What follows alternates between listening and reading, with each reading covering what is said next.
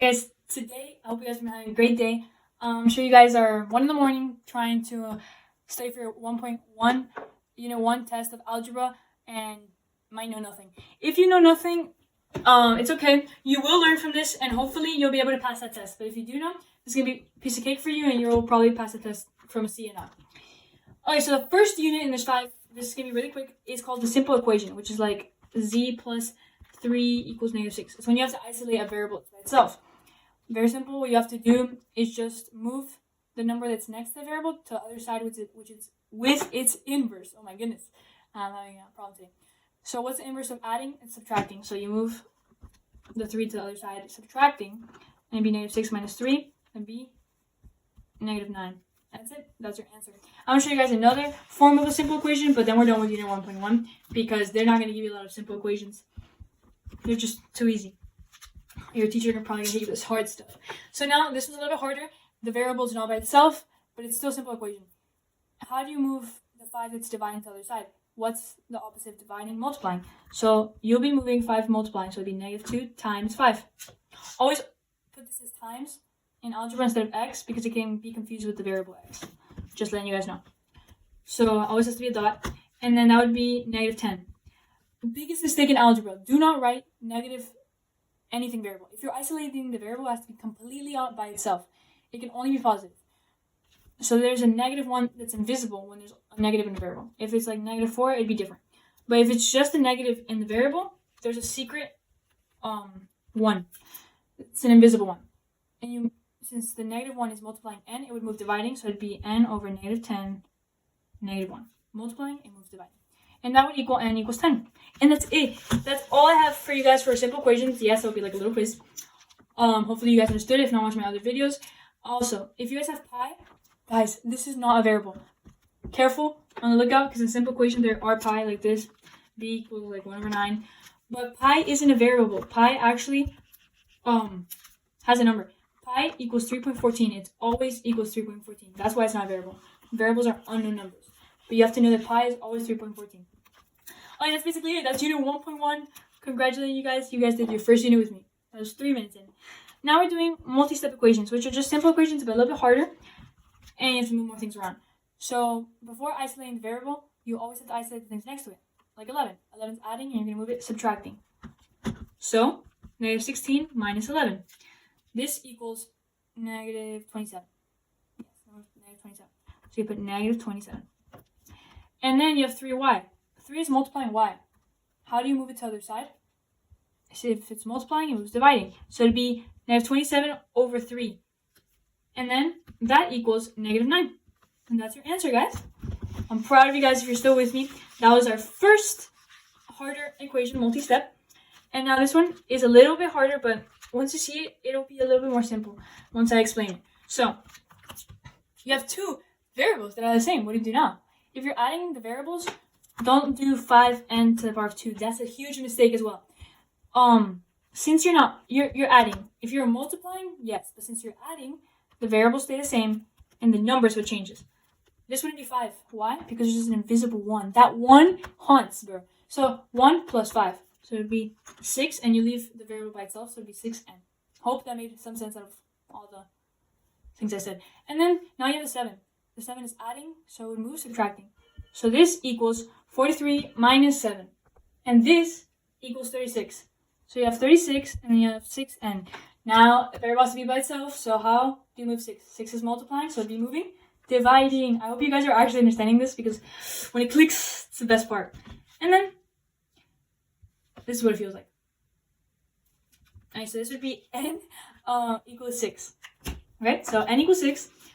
And there you go. There you guys have it. I'm going to do one more multi-step equation just so you guys get a little bit better. All of them with different things. And then we can move on to the next unit. So, you have this. There's parentheses. What do you do first? Well, always solve parentheses first. It's so much easier. When you see a variable in the parentheses, just add it to the number. So if you have 3, it'd be 3x. Or the variable it is. Since we have 3.5, it'd be 3 over 2, x. So you just put the variable next to it. Very simple. But when you're multiplying a number, you multiply with the numerator. So 3 times -2, -6. So this would be -6 over 2. Which, if you simplify, equals -3. So you have -3, -5 equals 19. What you could do is add these numbers, and that would be -8. And then you put this all in order, and this is what it would look like. I'm going to erase the top part just so I have space. And then you see it's 8, you'd have to move this over there. So it'd be 3/2x. 8 is subtracting, so I'd move adding. So it'd be 19 plus 8. And then since it's adding, this would be 27. Since it's 27, now what you do? Now when you have a fraction next to a variable, what we have to do is do cross multiplication. So the bottom one multiplies 27, right? Since it's dividing, it's multiplying. And since 3x is now left alone, 3 is multiplying and it moves dividing. So then you just do this. And 27, it would look like this. X equals 27 times 2 over 3. And this equals 81. Now, guys, I'm just a simple high schooler who's just trying to help you guys out. So if I make a mistake, I am very sorry. I have a very rushed day. But this would be your answer. Now that you have that and everything's good, everything's normal, what you would have to do. Also, guys, just noticed this gave me 81, but the original equation was 3/2x minus 2. You guys can rewind and see it. And I meant x minus 3. But it doesn't matter because I did it right with x minus 3. Just want to let you guys know. Okay, so now you guys are done with unit 1.1. Congratulations for still being here with me. Now we're going to unit, well, we're going to do a little word problem, but it's kind of easy. And it says, find 3 consecutive, which means same numbers, odd integers. They have the sum, which means they all add up to 75. Consecutive means 6, 7, 8, 1, 2, 3. So what makes 75? But since, if you guys didn't catch this, it says odd integers, you can't do 6, 7, 8 because 8 and 6 are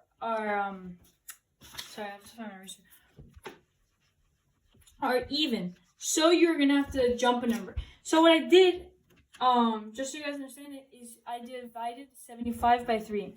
And that equals 25. Now 25, 25, 25 aren't consecutive because you're not jumping numbers. So I thought, what are the integers before 25? So I did 25, 23, and 27. And I tried those. And it actually gave me 75. And I got my 3 consecutive numbers. That's the way I did it also in most of my word problems, which were the hardest for me in algebra. It's mostly luck, and if you get it, not sense. But not gonna lie, as long as you know the formulas and all that, you'll be able to pass your EOC with no problem. Also, something I'm not gonna add are the graphs and how to calculate the slope. I have a video of how to calculate the slope and the ways you need to know it. Watch that. You're gonna need to know how to do that. Just the basics. The y-intercept would look like this. Any number that goes after x, this is x and this is y. Any number that goes after x0 is a y-intercept. So you go 1, 2, 3, 4, 5, 6, and this would be 6, and that's your y-intercept. X-intercept is when y equals 0, and x is whichever number. So let's say 7. 1, 2, 3, 4, 5, 6, 7. Guys, no, don't get me with that brain rot. Don't stop me. But yeah, it would look something like this. If they gave you those 2 coordinates. Now, slope is a whole different thing, so please, guys, you need it, and you will fail if you don't know that. So watch that video. Now, unit 1.3, guys, we only have like 2 units left. This one, I'm just going to do one example because it's very simple. It's when you have two variables on 2 sides. The thing is, when you have 2 variables on 2 sides, you just have to bring them together. Either you move 3 or you move 4 to the other side. You can actually move them together, which is a great thing about it. So this 4 is positive. Positive, the opposite is negative. So it would move negative, so it would be 3, 2, minus 4, n. And then you'd move the normal numbers with the normal numbers. So negative 3 would move positive 3.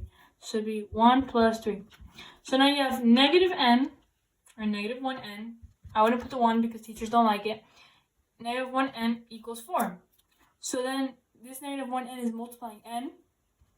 And to move to the other side, since it's multiplying, it would go dividing, so it'd be 4 over -1, which means n equals -4. Well, my 4 is not coming out good today. And that's it. That's the answer. Guys, you guys are already in unit 1.4.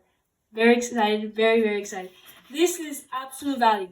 Okay, so we just did the most complicated linear equations, combining like terms.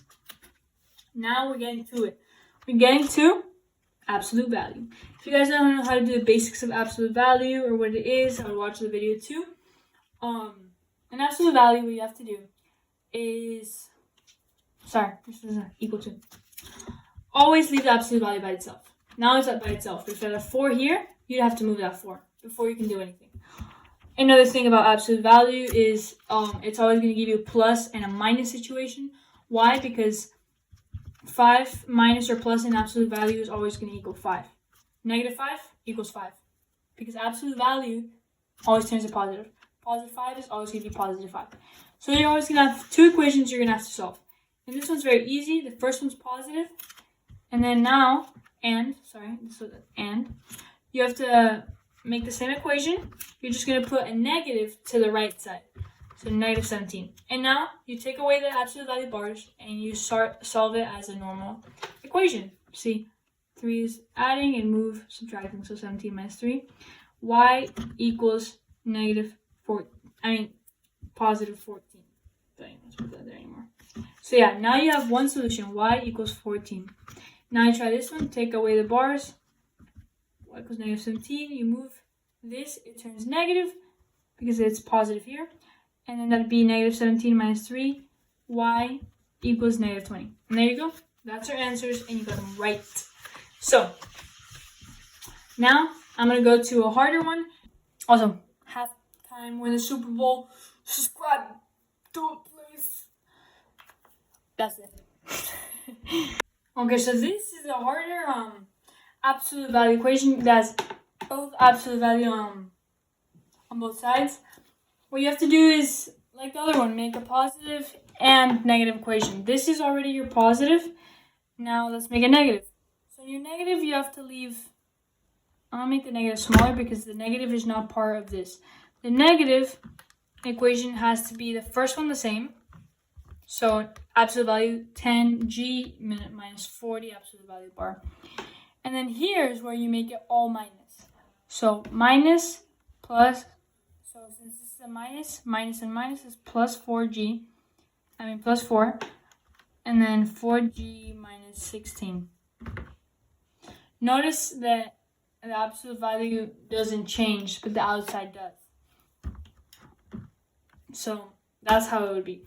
And then now you would just solve them by taking away the absolute value bars. Okay, so let's get to it. So first equation, let's take away the absolute value bars. And for the ones that have something in front of it, you're going to put parentheses and you're just going to solve it. So -4 times 4g is, erase these since we already got those. This is -16g. And then -4 times -16. -4 times -16 is plus 64. And then 10g and -40 stay the same since they had nothing to multiply with. And then now you just move, like I showed you before, combining like terms. So you move the 16, which is negative, move it so it'd be positive. So it'd be 16. And then move the 40, since it's negative, it'd be positive. So I'm just gonna, so it'd be 40 here, because we moved it. And then now we can just solve. 16g plus 10g. Don't forget, since they're adding, you leave the g the same. 16 plus 10 is 26. 40 plus 64 is 104. Oh my goodness, I was doing 1,004. So 104, and then now we would just divide, since 26 is multiplying, divide 26 by 104. Okay, now that I'm realizing this is correct, but this was negative 64, negative 4 times negative 16, and then we moved to negative 40, which became positive. No, yeah, so I did do it right. Pretty good, pretty good.